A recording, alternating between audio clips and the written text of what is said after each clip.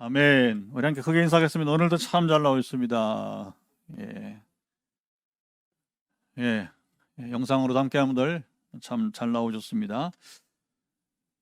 예, 우리 교회는 성경을 읽거나 설교를 들을 때에 삼자 입장에서 방관하고 관찰하는 것이 아니고 오늘 내가 성경의 주인공이 되어서 과거 성경의 주인공들이 누렸던 말씀을 그만한 하나님을 오늘 우리가 경험하는 시간 되길 바랍니다. 그래야 성경을 바로 보는 자세가 되는 거예요. 그리고 성경은 여러분 연구의 대상이 아닙니다.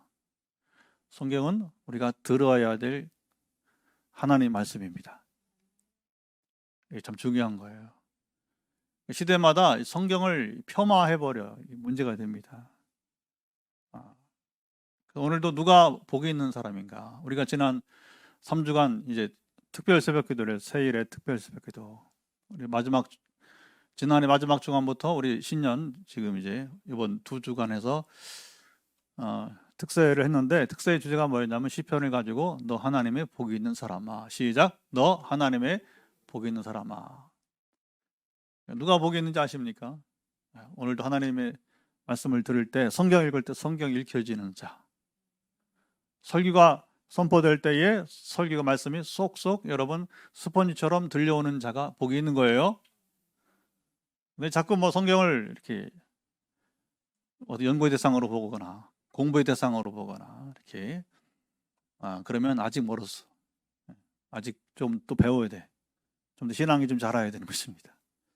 성경을 우리가 어떻게 보느냐. 성경의 큰 맥락을 우리가 본다면 어느 신학자가 그렇게 얘기를 했어요. 참 중요한 지적입니다. 성경은 한마디로 약속과 성취의 책이다. 어떤 책이라? 약속과 성취. 성경에는 약속이 많이 나온다는 거고, 근데 어느 때가 되면 하나님의 약속이 성취되더라고 하는 거죠. 창세기 내에서 약속된 것이 창세기 이루어진 경우도 되기도 하고, 그 당대에 이루어지기도 하고, 어떤 것은 수백 년 뒤에 일어나기도 하고, 어떤 것은 한 4,000년 뒤에, 적어도 4,000년 뒤에, 여러분, 하나님의 약속이 4,000년 뒤에 일어난 경우도 있어요. 우리가 알 수 없단 말이죠. 종말은 얼마나 뒤에 또 이룰지 모르잖아요. 그렇죠? 종말은. 약속과 성취인데, 하나님이 일방적으로 약속하고 성취하는 것이 아니라, 자 보세요. 성경의 이야기는 하나님께서 각 시대마다 사람들을 부르셔요. 이게 중요합니다. 여러분도 부름 받은 사람들입니다. 세상에 그냥 하나님 없이 나는 뭐 하나님 필요 없어. 얼마나 많아요. 우리가 요즘 우리 교회가 요즘에 이제 화수목금 전도하잖아요. 그렇죠? 나가 보면 지금도 목사님 저는 아직 안 나간다 하는 거예요. 나는 아직 하나님 관심 없다는 얘기입니다. 왜 그런지 아세요? 먹고 살만하니까. 요즘은 뭐 조금 오래된 사람 직접 얘기합니다. 먹고 살만하니까 아직 그런 이제 하나님을 향해서 겸손한 마음이 없다고 하게 되는 것이죠.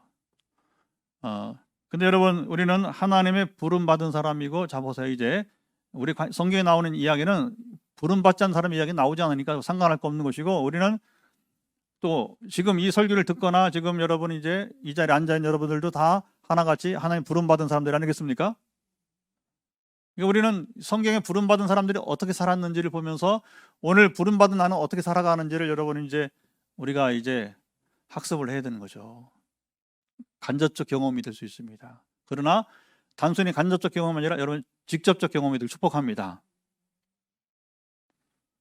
오늘 본문도 보면 하나님께서 야곱에게 주신 약속을 이렇게 말씀하시는, 다시 반복해서, 그리고 다시 야곱이 야곱의 주신 약속을 이루어 주시겠다 하는 얘기가 처음 나오고 또 뒤에 또 나오고 그래요. 반복해서. 하나님은 한 번만 말씀하지 않고 한 번만 약속하지 않고 우리 평생에 여러분 몇 차례 말할 수 있어요. 몇 차례 여러분 이제 우리에게 약속할 수 있어요. 그러나 하나님이 아무 때나 임하시거나 아무 때나 여러분 이제 약속을 주시지는 않아요. 오늘도 그런 부분들을 우리가 보게 될 텐데, 근데 문제는 부름받은 이 하나님의 사람들이 성경 인물들이나 우리가 최근에 봤던 아브라함, 이삭, 야곱이나 오늘 우리도 마찬가지로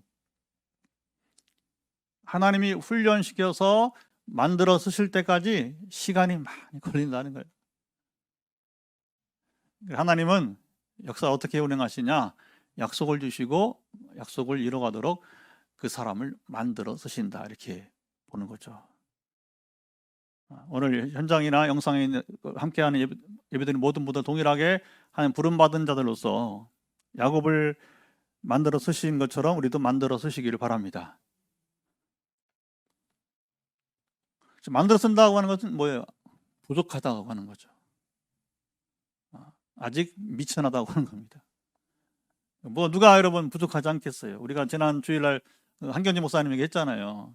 한국 교계에 중진들이라고 자칭하는 사람들이 찾아왔는데, 그래도 뭐라도 인정받고 싶고 축복받고 싶었는데 목사님들 예수 잘 믿으시라고요. 한 목사님 고향이 저 평안도거든요. 그 책으로는 이제 목사님들 예수 잘 믿으세요 하지만, 이제 여러분 우리가 그런 거예요. 세상적 성공한 목회를 해서 은퇴한 원로 목사들이라 할지라도 여전히 그들은 부족한 자들이에요. 저도 마찬가지입니다. 저도 이제 정말 이제 59세, 우리 나이로 59세. 이거 옛날에 상상도 못, 59세는 상상도 못했고 내년에 60세인데 세월이 흘러가는 걸 막을 수가 없어요. 근데 머리가 이렇게 검어주니까 다행이고, 머리가 벗겨지지 않으니까 다행이고. 감사한 게 참 여러 가지 있어. 그 중에 하나가 이 머리카락에 대한 은혜가 있어요. 하나님 주신 은혜가 있어요.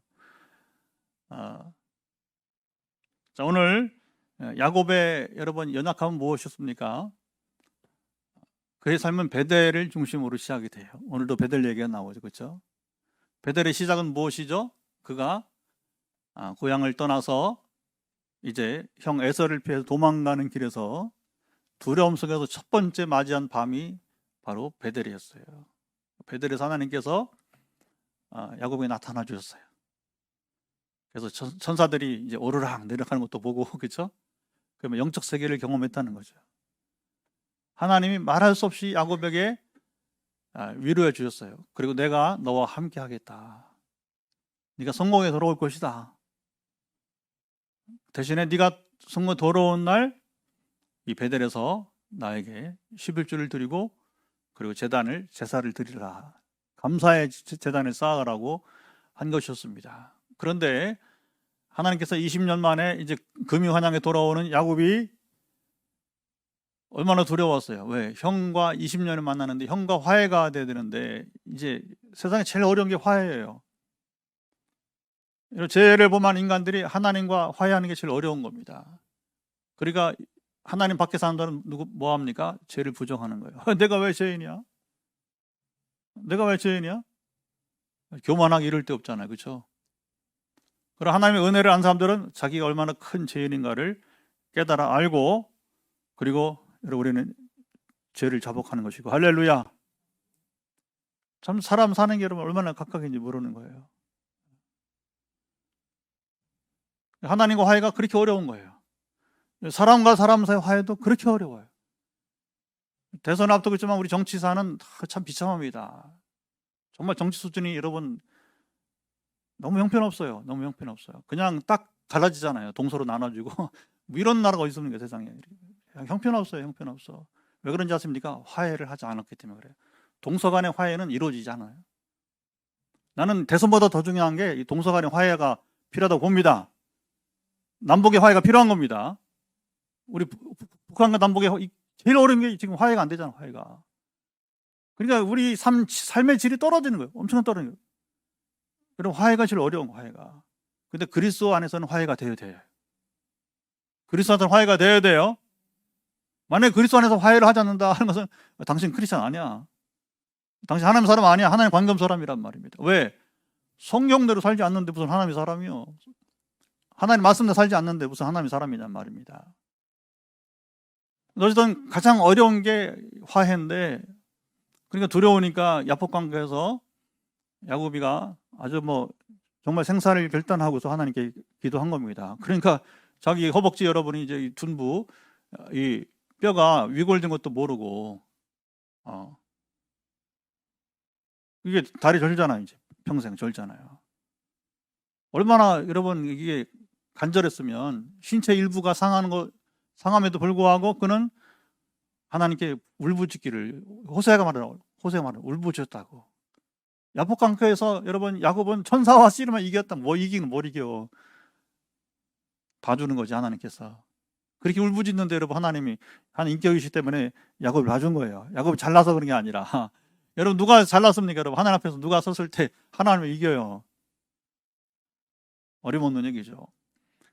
그래서 울부짖는 야곱의 기도를 들으시고 그래서 중요합니다. 하나님의 에서의 마음을 부드럽게 해주신 거예요.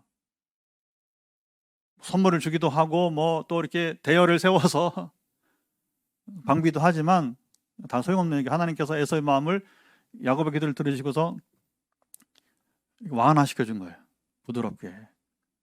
선물 필요 없다. 우리가 이미 지난 얘기고 우리가 혈육인데 뭐 그럴 거 있느냐. 간단하게 끝났습니다. 에서가. 그러나 그것은 막 하나님께서 그동안에 에서의 마음을 잠재해 오신 거예요. 여러분 라반을 외삼촌 라반과 헤어질 때 어떻게 합니까? 라반이 실제로 야곱을 죽이려고 왔잖아요. 그렇죠? 죽이려고 온 거예요. 추격을 해오잖아요. 그러나 하나님께서 밤에 겁을 주는 겁니다. 라반에게 겁을 주는 거. 까불지 마 너. 손대지 마라.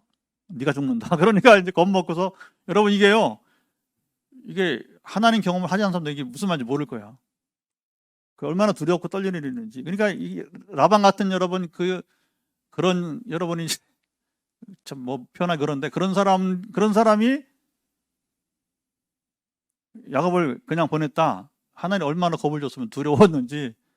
오늘도 그런 얘기 나와요. 이제 세겜 사람들 하나님께서 어떻게 겁을 줬는지 이렇게 나와요. 자 그러면 봅시다. 에서가 그렇게 쉽게 이렇게 화해를 받아줬는데 그러면 끝나고 자 에서를 보내고 난 나중에 가겠다 한 건 잘한 거예요. 지난 말한 것처럼. 그리고 바로 어디로 왔어야 돼요? 베델로 왔어야 돼요. 베델로. 그런데 세겜 땅에다가 집을 짓고 살았어요. 이거 잡으세요. 텐트를 친 게 아니라 집을 졌단 말이에요. 집을 짓는다는 건 몇 년 살아야 돼요? 적어도 수년 이상 10년은 살아야 집 짓는 거지. 우리에게 어렵게 건축 하나님 주셨어요.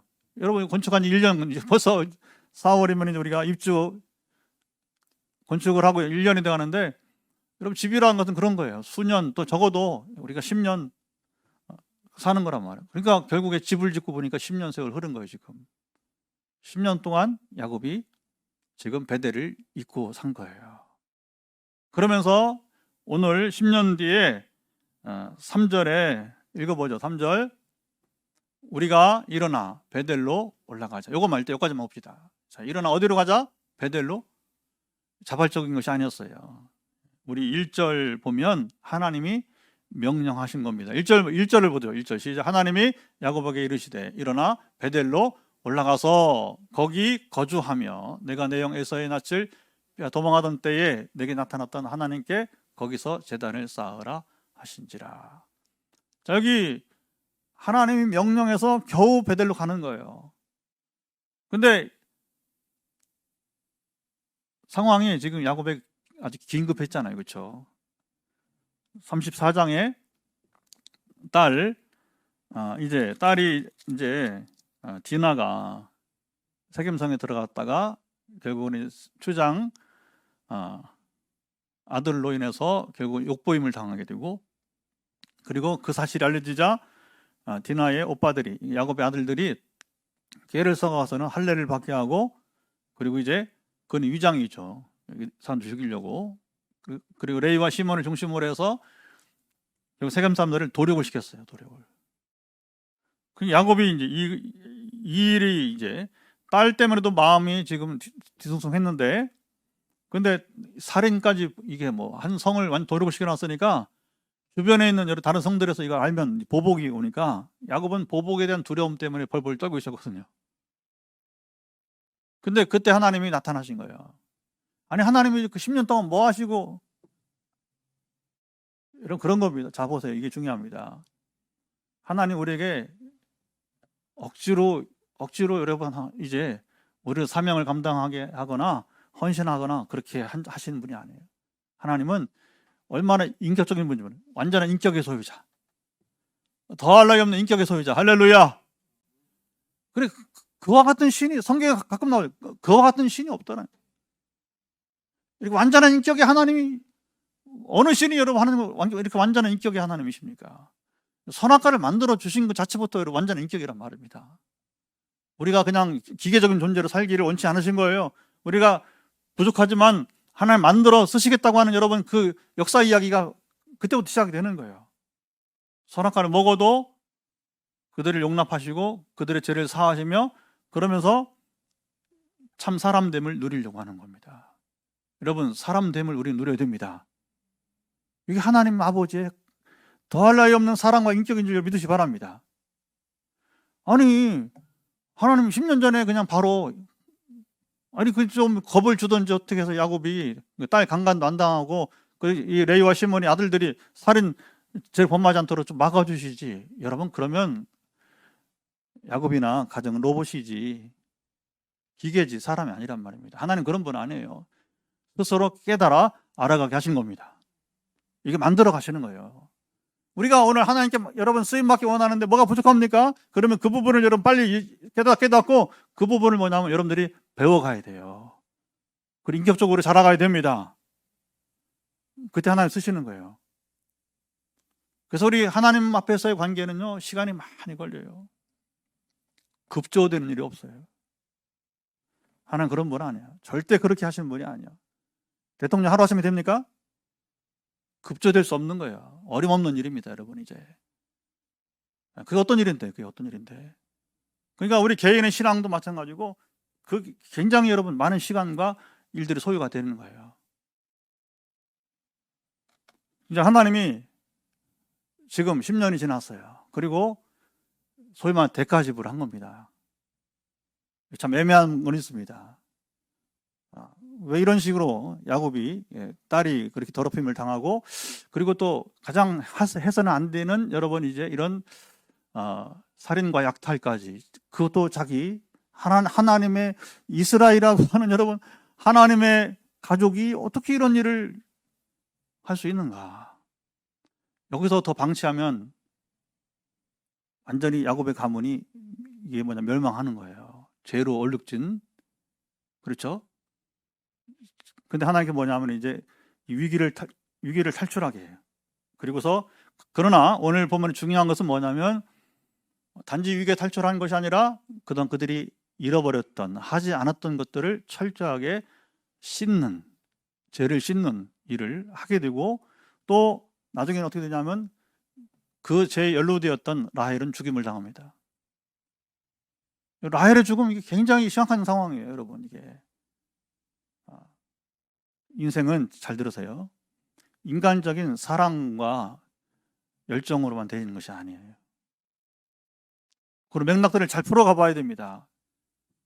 라헬의 죽음, 왜 여기서 라헬이 죽느냐?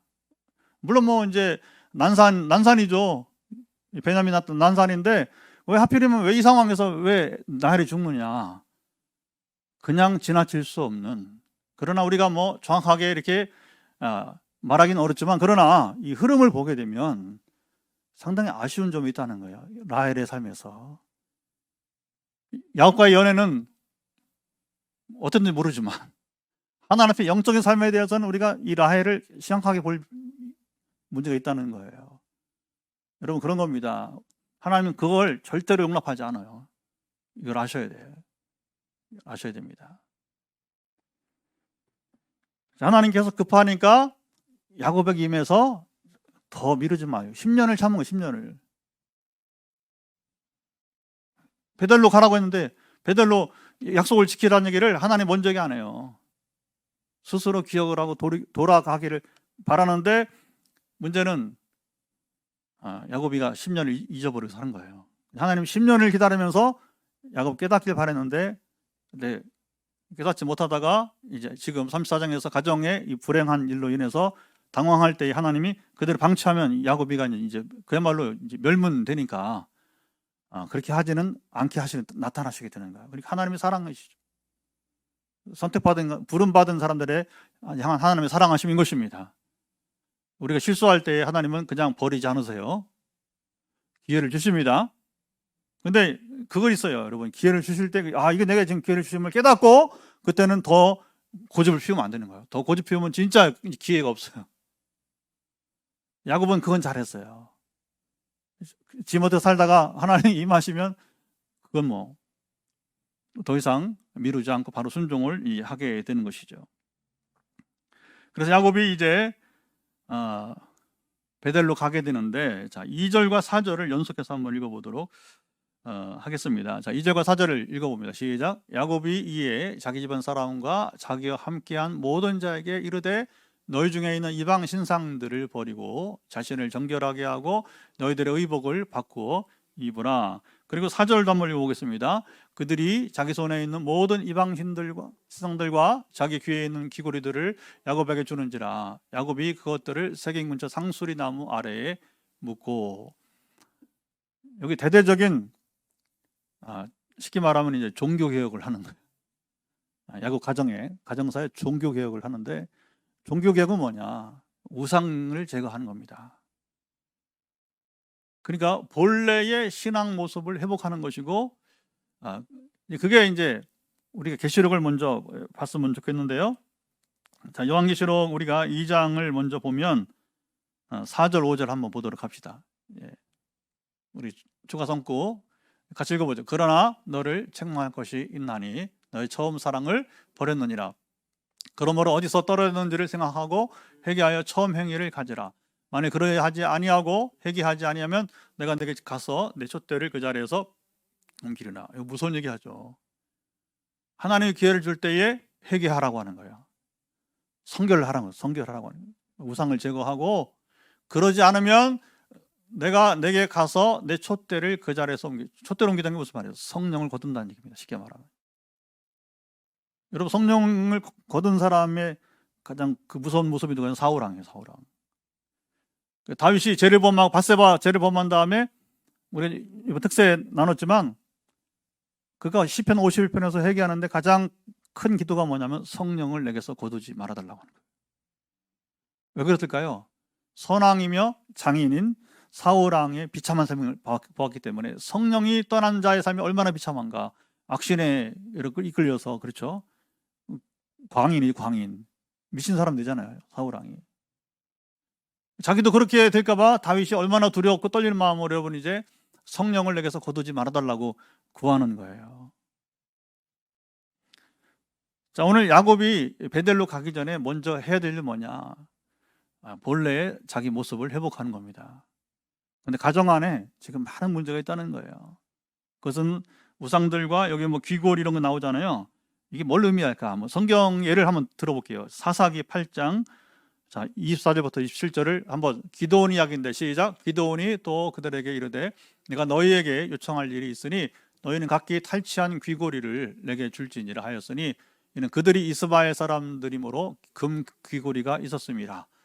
무리가 대답하되 우리가 즐거이 드리리이다 하고 겉옷을 펴고 각기 탈취한 귀고리를 그 가운데에 던지니, 기드온이 요청한 금 귀고리와 무게가 금 1700세겔이요 그 외에 또 초승달 장식들과 폐물과 미왕들이 입었던 자색 의복과 또 그 외에 그 낙타목에 걸렸던 사슬, 이게 다 뭐냐면 이게 우상 숭배 요소를 말하는 건데, 조금 더 이해하려면 호세아 2장 13절을 보면 돼요.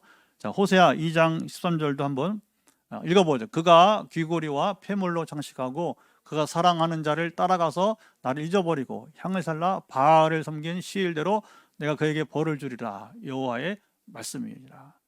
그러니까 이런 것들은 뭐냐면 신상만이 아니라 그 이방 여러분 제사에 쓰는 모든 것들을 뭐냐면 다 던져버리라는 얘기예요. 던져버리라는 겁니다. 자, 우리가 이 시대에 적용하기 전에, 자, 이 우상을 제거하고 우리가 성결한 것이 무엇인가?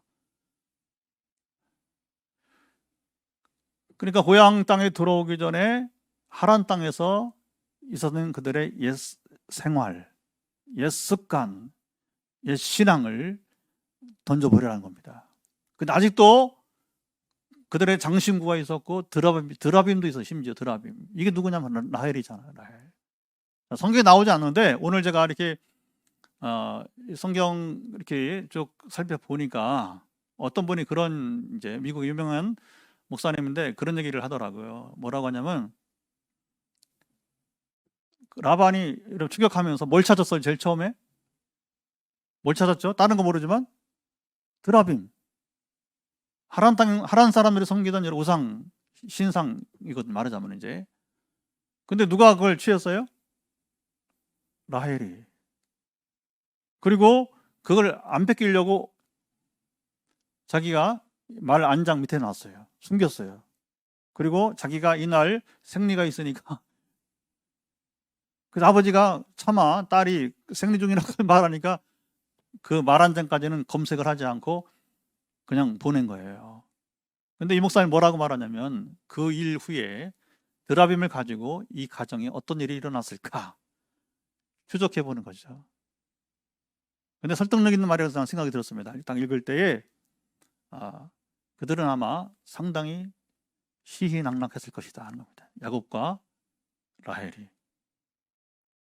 그때 막 자랑하듯이 그때 아버지를 우리가 얼마나 통쾌하게 속였느냐. 그러나 애초에 그것은 가지고 오지 말아야 될 것이었어요. 아니면 가지고 오더라도 중간에 던져버렸어야 됩니다. 그런데 오늘까지 아직 드라빔을 라헬이 간직하고 있었다고 하는 거예요. 자, 이 라헬은 야곱과 육체적인 결합은 했고 그 잘난 연애는 했지만 그러나 문제는 뭐냐면 그가 영적인 종교개혁은 하지 못했다는 겁니다. 여러분 이 일과 오늘 라헬이 죽는 것이 결부가 되지 않는다고 누가 말할 수 있겠어요? 물론 결부됐다고 말할 수도 없어요. 그러나 저는요 그렇게 피해갈 만한 일만은 아니라고 난 봅니다. 이게 굉장히 중요한 거예요. 오랜 시간 여러분 적어도 그 드라빔을 훔쳐나와서 지금 라헬이 10년 이상을 뭐냐면 그걸 간직하고 있다는 거예요. 우리 신앙성이 우리 안에 있습니다. 여러분 아직도 여러분이 버리지 못한 우상이 무엇이 있습니까? 자, 적용은 뭐냐? 우상은 하나님보다 우선순위 있는 게 우상이에요. 그 어떤 것이라 할지라도 하나님보다 더 사랑한 것은 반드시 우상이에요. 그 무엇이라 할지라도 하나님을 제일 미워하십니다. 왜 하나님을 만나지 못하느냐? 왜 하나님께 쓰임받지 못하느냐? 왜 하나님 나를 만들어 쓰시지 않느냐? 오늘 야곱을 만들어 쓰시는 하나님께서 이걸 라헬의 죽음까지 이르면서 엄중하게 여러분 이제 가르친다고 난 봅니다. 한 장에 소위 이 내러티브, 이 이야기, 성경적 이 이야기가 여기 나오는 여러분 잘 보셔야 돼요. 잘 보셔야 되는 겁니다.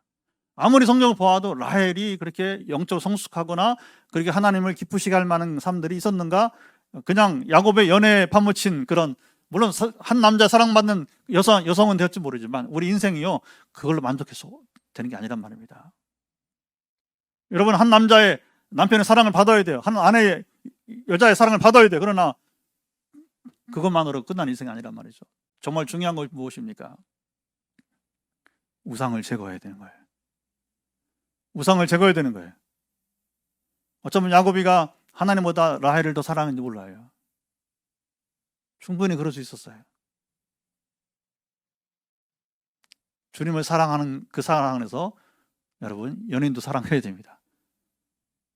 어쨌든 여기 청년들이 있으니까 청년들 잘 기억을 하셔야 돼요. 그게 좋은 결말을 맺지 못해요. 육체의 사랑만 가지고는 좋은 결말을 맺지 못해요. 반드시 여러분 하나님의 사랑함 속에서 연인 간의 사랑도 있어야 될 것입니다. 결혼이 그렇게 있어야 될 것입니다. 35장에 결혼을 준비한 사람들은 특별히 이런 부분들을 잘 묵상할 필요가 있어야 될 것 같아요. 하나님과 우리가 개인적 관계도 중요하지만 그리고 적어도 부부 가정이라면 바로 배우자의 신앙도 중요한 거예요. 굉장히 중요한 겁니다. 이게 하나가 돼야 되니까. 그래서 우리 인생은 이렇게 가는 거예요. 하나님을 향해서 가고 그리고 서로 보는 거예요. 근데 하나님 이게 없고 이렇게 하다 보니까 뭐냐면 그게 어느 순간에 깨질 때는 감당이 안 되는 거예요. 근데 양자가 이 배우자 부부가 하나님 향해 가고 있다고 하면 하나님 바라본다고 하면 여기서 얻는 것이 있어요. 그러니까 여기서 부족한 수평적으로 양자 간의 부족한 부분 하나님 채워주시기 때문에 하나님의 사랑 때문에 아내를 용납하거나 하나님 사랑 때문에 남편을 용납하거나 뭐 자네도 마찬가지, 사실은 자네도 마찬가지고. 예. 그래서 이 베델로 돌아갈 때 왜 2절과 4절이 강조가 되느냐, 중요한 겁니다. 중요한 거. 여러분, 하나님께 나아가는 자들은 그냥 몸만 가면 되는 게 아닙니다. 옛 생활, 옛 습관, 옛 신앙을 던져버려야 돼. 자, 시작. 옛 생활, 옛 습관, 옛 종교, 옛 신앙 완전 던져버려야 되는 거예요. 제거가 되어야 됩니다. 그러면 이 속에는 뭐냐? 성결이라는 삶이 포함돼요. 반드시 포함되는 겁니다. 하나님께 나아간 자가 성결하지 않고서는 여러분 절도 않고 하나님 여러분 하나님 허락하는 분이 아니란 말입니다. 우리가 깨끗해야 되는 거예요. 하나님은 항상 여기만 아니라 나중에 우리가 출애굽기 보겠지만, 출애굽 열어보면 이제 하나님 나타나시, 현현 에피파니, 현현 하나님 나타나시는데 그들 옷을 빨게 하고 목욕을 하게 하고 그래요. 여러분, 몸도 성결해야 되는 겁니다. 영혼만 아니라 몸도 성결해야 되는 거예요. 생각도 성결해야 될 것입니다. 하나님 거룩하시기 때문에 그 거룩한 분에게 나아갈 때에 우리 성결의 범위는 모두가 다 성결해야 돼요. 전체가 다 성결해야 됩니다. 전체가. 자, 이렇게 해서 이제 야곱이 베델로 올라가는데 그가 두려워했던, 보세요. 순종하니까 우상을 던져버리고 성결하고 하다 보니까 이제 5절 보면 하나님께서 그의 골칫덩어리 인생 문제를 해결해 주십니다. 자, 5절을 같이 읽겠습니다. 시작. 그들이 떠났으나 하나님이 그 사면 고을들로 크게 두려워하게 하셨으므로 야곱의 아들들을 추격하는 자가 없었더라. 성경은 신비한 일이 있어요. 오늘도 뭐 신비한 일이 있지만 그 신비는 다시 한번 올려주세요. 느리지 말고. 5절의 신비가 뭐냐, 5절 올려 보면 하나님이 그 사면 고을들로 크게 두려워하게 하셨다. 이건 역사예요. 역사. 만약에 그렇지 않았으면 이 사면 고을들 마을대 사람들이 당장 달려왔을 거예요. 이런 패역한 자들이 있느냐고 하면서 아주 진멸시켰어요. 진멸. 다 죽였을 거예요. 다 죽였을 거예요. 보복이죠, 보복. 사실 야곱이 두려운 게 바로 이거였거든요. 근데 그걸 누가 막아줬다? 하나님이 친히 막으시다는 거예요. 성경에는 이걸 뭐냐, 이게 이제 바로 하나님이 두려워하겠다는 것이 바로 성전이에요. 거룩한 전쟁. 세상은 전쟁사예요. 전쟁사.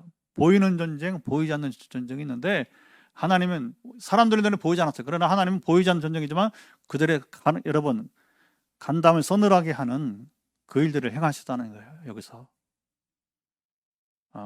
억울하죠. 사실 그들에게는 억울한 일이죠. 그런데 야곱 가문이 보존돼야 되니까 야곱 가문이 잘나서가 아니라 긍휼히 여기는 거죠. 왜냐하면 이 가정은 보존돼야 이제 그 다음에 오늘 약속이 또 성취가 되니까, 이 가문이 보존돼야 하나님 나라가 여러분 이루어지게 되니까 그렇게 이제 나가는 거예요. 자, 이렇게 하나님께서 그 주변 사람들을 두렵게 한 일이 있습니다. 출애굽기 23장 27절 한번 읽어볼까요? 출애굽기 23장 27절을 한번 읽어보겠습니다. 시작. 내가 내 위엄을 네 앞서 보내어 네가 이를 곳의 모든 백성을 물리치고 내 모든 원수들이 내게 등을 돌려 도망하게 할 것이며. 이것은 출애굽 후에 가나안 땅의 정복, 가나안에 들어가기 전에 하나님이 이스라엘에게 율법을 20장부터 십계명부터 시작해서 율법을 주시잖아요. 율법을 주시면서 이제 가나안 땅 그냥 들어간 게 아니라 가서 땅을 빼앗아야 되는 거죠. 전쟁을 통해서 정복을 해야 되는 거죠. 정복을. 물론 이제 그럼 하나님은 이스라엘을 위해서 어떻게 그런 가나안 원주민들을 그냥 다 죽이게 하느냐? 그것은 이게 중요합니다. 성경은 잘 보셔야 돼요. 그들의 죄가 너무 심했다는 거예요. 하나님이 심판의 도구로 이스라엘을 사용해서 가나안 원주민들을 진멸하게 합니다. 그런데 그 다음 뭐라고 말씀? 하나님이 너희도 그 땅에 가서 죄를 범하면 내가 너희를 도륙할 것이다. 그래서 여러분 훗날에 이스라엘이 결국 회개하지 않으니까 북이스라엘 왕국은 아수르에서 진멸당하게 되는 것이고, 150년 시간을 줬어요. 150년 뒤에 남왕국 이스라엘에게 유다 왕국에 회개치 않으니까 바벨론이 와서 여러분 도륙하잖아요. 100만 명 막 그렇게 죽어나가요. 엄청난 살육이 일어납니다. 그 예루살렘 멸망할 때 엄청난 살육이 일어난단 말입니다. 여러분 이걸 잘 보셔야 돼요. 하나님은 정의와 공의 하나님 결단코 여러분 그렇게 피해갈 뿐이 아니라고 하는 것이죠. 근데 그렇게 이제 이스라엘이 가나안 땅을 정복할 때에 이스라엘의 군대 힘이 아니라 어떻게 잡으세요? 이스라엘 군대 힘이 아니고 내가 내 위험을 내 앞서 보낸다. 그들을 두렵게 한다는 겁니다. 사람이 제일 어려운 게 뭔지 아십니까? 두려움이에요. 지금 우리 예배 아까 얘기했잖아요. 이 예배는 지금 여기 우리 교인들만이 아니라 지금 서울, 지금 춘천, 세종시, 포항에서 지금 그분들은 왜 우리 교회 예배를 드리냐면 하나님 살아계심을 경험하기 원하기 때문에 그 소문을 들은 거예요. 서울에서, 춘천에서, 그리고 세종시에서, 물론 포항에도 있습니다. 지금 이제 포항 빛내리교회 하나님 임하시는 교회라고 하는 겁니다.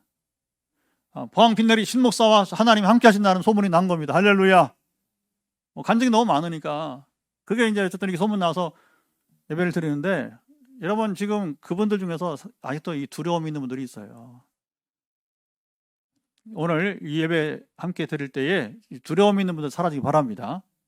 이렇게 보세요. 하나님은 바로 뭐냐 대적들을 간담을 서늘하게 한 두려움을 주시지만 하나님 부르신 자들에게는 평안을 주시는 거예요. 아멘. 근데 하나님의 부름받은 사람이 두려움이 있다는 것은 지금 당신이 지금 하나님과 지금 문제가 있다는 거예요. 관계가. 하나님과 온전한 교제가 있는 사람은 두려움이 없습니다. 담대합니다. 우리가 이번에 6월 말에 지금 탄자니아 지금 신학대학 지금 순회사역 계획하는데 최근에 이제 거기 폴킴 김평 선교사님과 이렇게 대화하면서 참 신비로운 분이에요. 현재 미국 시민권자지만 원래 항공대학교 우리 항공대 있죠 서울에 항공대 출신인데 항공통신 전공자예요. 그래서 실리콘밸리 이민 갔어요. 회사를 차렸어요. 잘 나갔어요. 그런데 이제 하나님 불러서 LA 와서 플로 신학교라고 해서 신학을 3년만 하고 너 배낭 하나 지고 너 아프리카로 가라. 가족은 사모님하고 애들은 LA에 떼어놓고 갔는데 지금 30여 년 지났는데 빅토리아 호수라고 유명한 아프리카 최고 그 폭포가 빅토리아 폭포잖아요. 거기 속해 있는 여러분 빅토리아 호수에 지금 선교 배를 2개가 띄워져 있고 그리고 탄자니아, 우간다, 루안다 이 3개국을 중심으로 해서 지금 학교가 몇 개인지 몰라요.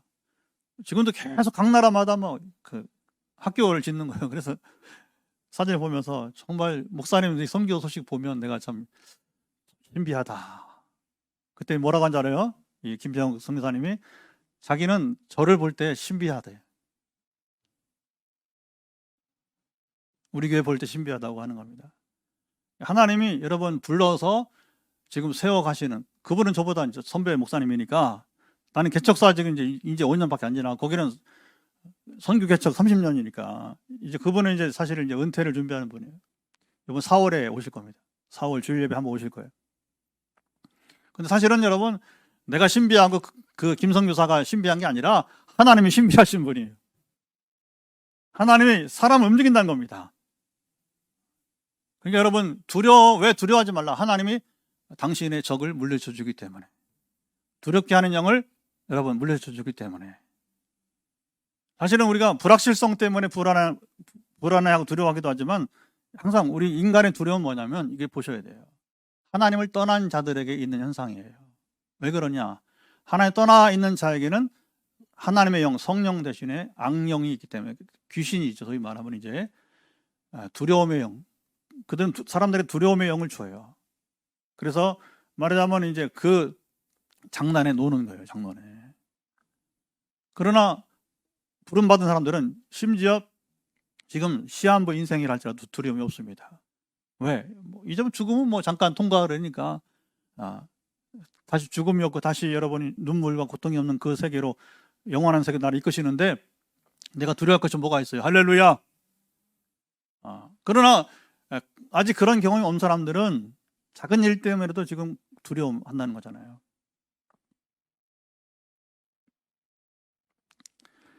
자, 한 군데 더 사무엘상 14장 15절 보도록 하죠. 사무엘상 14장 15절. 예, 우리 자매님 시작. 들에 있는 진영과 모든 백성들이 공포에 떨었고 부대와 노략군들도 떨었으며 땅도 진동하였으니 이는 큰 떨림이었더라. 이거 누구 얘기냐면 사울 왕의 아들 요나단 얘기. 요나단이 이제 사실 아버지보다 더 용기가 있어서 이렇게 성전 하나님의 전쟁을 경험하는데, 이제 여기 싸우기 전에 먼저 하나님께 물어요. 제가 올라가리까? 아니 저들이 내게 내려오겠습니까? 했더니 결국은 이제 징조리고 해서 둘이서 부하 하나 데리고 올라가서 뭐냐면 이제 적을 도륙시키는데 20명을 둘이서 20명을 확 쓸어버려요. 죽여버리는 거예요. 그러니까 뭐 적진이 갑자기 뭐냐면 순식간 둘이서 20명 죽여내니까 당황해갖고서는 두려워하게 된 거예요. 이것이 요나단이 뭐 큰 여러 장수라 그런 게 아니라 왜 그러냐면 하나님이, 여러분 이게 그 말인 거예요. 하나님이 그 백성들로 공포에 떨게 한 것입니다.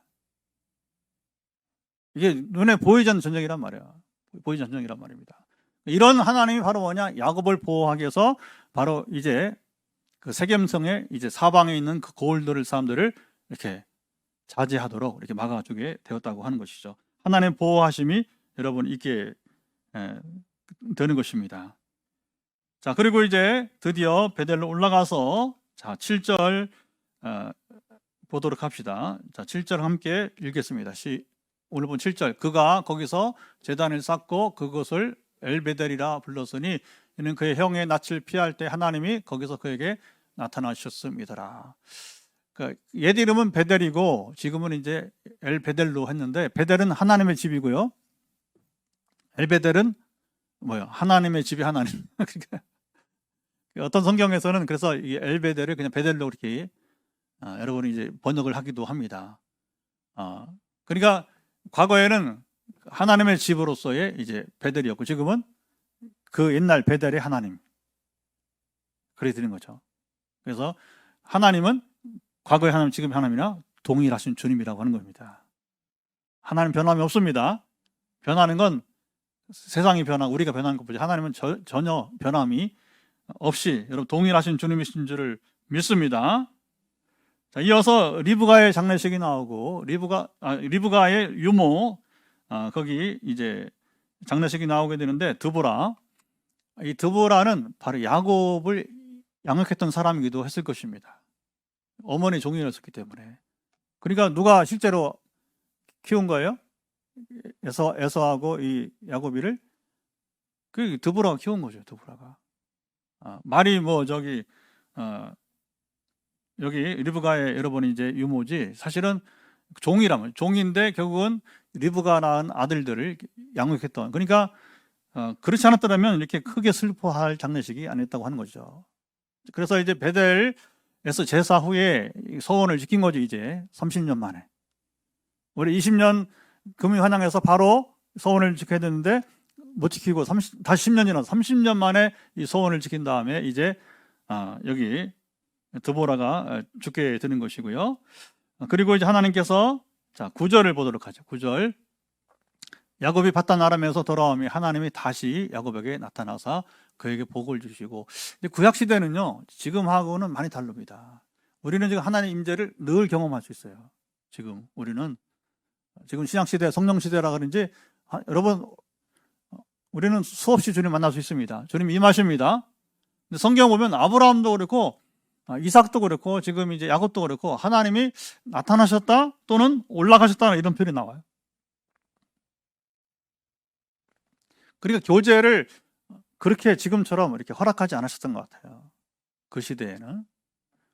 또 그런 어떻게 보면 하나님과 교제를 이렇게 누릴 수 있는 그런 부분들이 상당히 우리가 누리는 것에 비하면 상당히 미약하다고 볼 수 있는 거죠. 그러니까 우리가 얼마나 좋은 시대에 태어났느냐 하는 겁니다. 우리가 언제든지 여러분 주님을 부르면 주님이 우리를 외면하지 않고 만나주시는 일들이니까. 그 주일 예배만 아니라 우리가 매일 새벽에 저녁에도 여러분 기도는 참 너무너무 좋아요. 그리고 하나님 만나시 얼마나 즐겁고 좋은지 몰라요. 특별히 중보기도의 기쁨이 참 저는 있어요. 중보기도 기쁨이. 그래서 여러분을 위해서도 매주 각 사람마다 이렇게 우리가 메시지 나누고 있지만 기도 메시지. 그리고 또 더불어 이제 우리 환우들을 위해서, 우리 교인도 있지만 예부인도 있고 보면 이렇게 하나님이 그때그때 정확한 지식을 통해서, 저는 의사가 아니에요. 저는 여러분 식품 영양 그런 조리사가 아니에요. 그런데 하나님이 신비로운 건 이제 눈에 보이는데 뭐 말하면 되지. 그래서 보면 이제 딱 그 사람 필요한 것들을 지금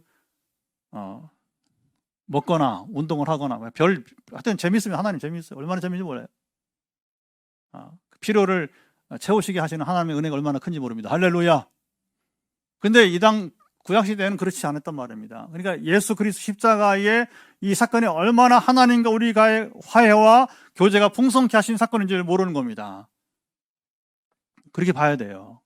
왜 구약에는 이렇게 하나님이 뭐 올라갔다 내려갔다 하시고, 그것도 간헐적으로. 지금 우리는 얼마나, 여러분, 그게 뭔지 아세요? 바로 이제 히브리서 보게 되면 은혜의 보좌 앞에 담대히 나아갈 수 있는 길을 열어주신 것입니다. 여러분, 이게 중요해요. 은혜의 보좌 앞에 담대히 이게 십자가 사건 이전은 불가능했다는 거예요. 그런데 예수님 십자가 후에 지금 우리는 언제든지 은혜의 보좌 앞에 담대히 나아갈 수 있는 길이 열린 것입니다. 여러분, 이걸 누리시 바랍니다. 그래서 금요일이 불금이 돼야 돼요. 은혜의 보좌 앞에 열심히 달려가시기 바랍니다. 그리고 이제 하나님이 야곱에게 또 이제 은혜를 주시는 게 뭐냐면 10절 보도록 하죠. 10절 읽겠습니다. 하나님이 그에게 이르시되 내 이름이 야곱이지만은 내 이름을 다시는 야곱이라 부르지 않겠고 이스라엘이 내 이름이 되리라 하시고 그의 이름을 이스라엘이라 부르시고. 이거 10년 전에 주신 거예요. 야복강가에서. 근데 말씀드린 것처럼 10년간 그는 허송세월을 했어요. 허송세월이 뭐냐면 거하지 말아야 할 땅에 거하였다는 것이고, 안 나가니까 하나님이 이제 결국은 가라 해서 결국은 이제 왔잖아요. 그리고서 그때 순종하니까 10년 뒤에 다시 마치 여러분 이제 복권 시키듯이 우리의 권리가 복권되듯이 하나님 복권시키는 것이 뭐니? 다시 여기서 너는 야곱이 아니라 너는 이스라엘이라.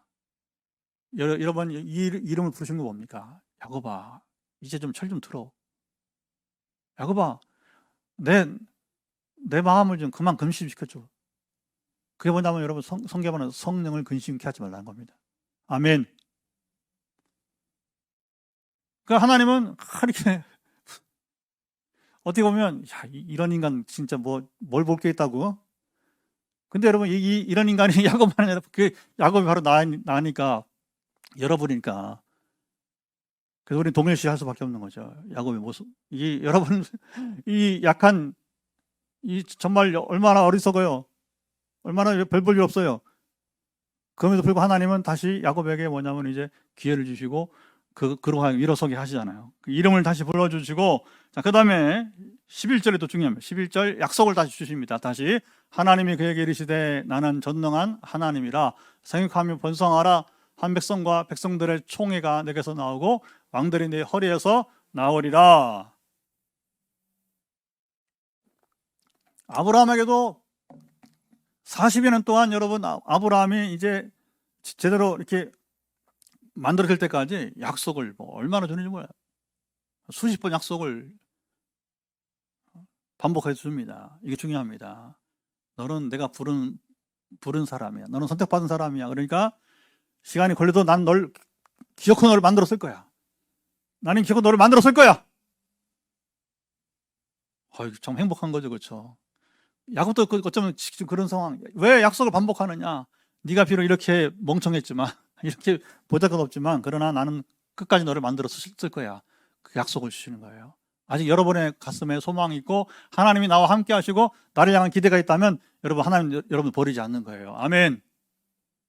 그 순종으로 지금 누군가를 향해서 섬기려고 하고 복음을 전하려고 하고 누구를 향해서 주의 이름으로 여러분 그 사람을 위해서 기도하고 있다면 하나님 여러분 가운데 아직 선택된 자로서 여러분을 보존하고 있는 것입니다. 잘 누립시다. 잘 누립시다. 자, 여기 보면 야곱의 가정이 생육하여서 느리지 마시고 한 번 더 올려주세요. 야곱의 가정이 생육하고 번성하고 얼만큼 번성하느냐? 여기서 보게 되면 이제 한 총회가 나온다는 거예요. 왕들이 나온다는 겁니다. 이제 어떻게 발전합니까? 아직은 아니에요. 그러나 이후에 12자녀를 통해서 이제 이루어지는 세계가 나오는 거죠.